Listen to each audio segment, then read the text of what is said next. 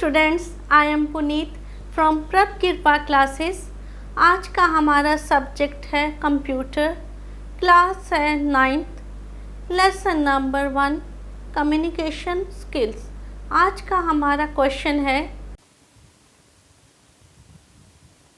What do you understand by feedback? Answer: Feedback is the response or reaction of the receiver after understanding the message. It enables the sender to evaluate the effectiveness of the message. This feedback may be verbal or non-verbal depending on the situation. Strictly speaking, negative feedback does not mean bad. Negative feedback means that some correction, adjustment or reassessment is required. Positive feedback means that everything is on the right track. Actually, communication is a two-way process.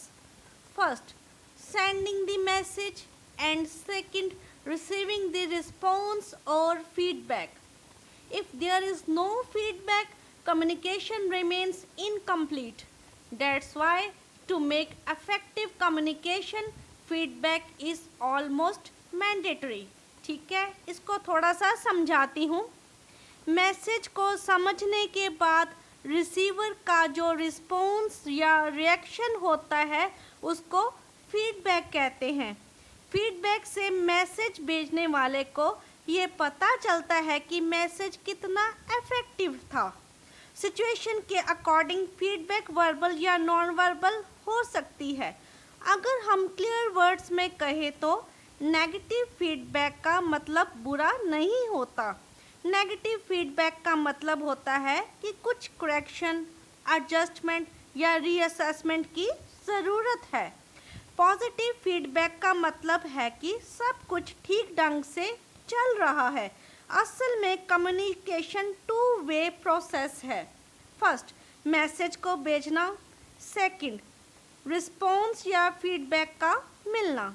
अगर कोई feedback नहीं होती तो communication incomplete रहती है। इसलिए communication को effective बनाने के लिए फीडबैक लगभग ज़रूरी है। ठीक है, अभी आप इस क्वेश्चन को नोट कर लीजिए। If you like our video, please share and subscribe our channel. Thank you.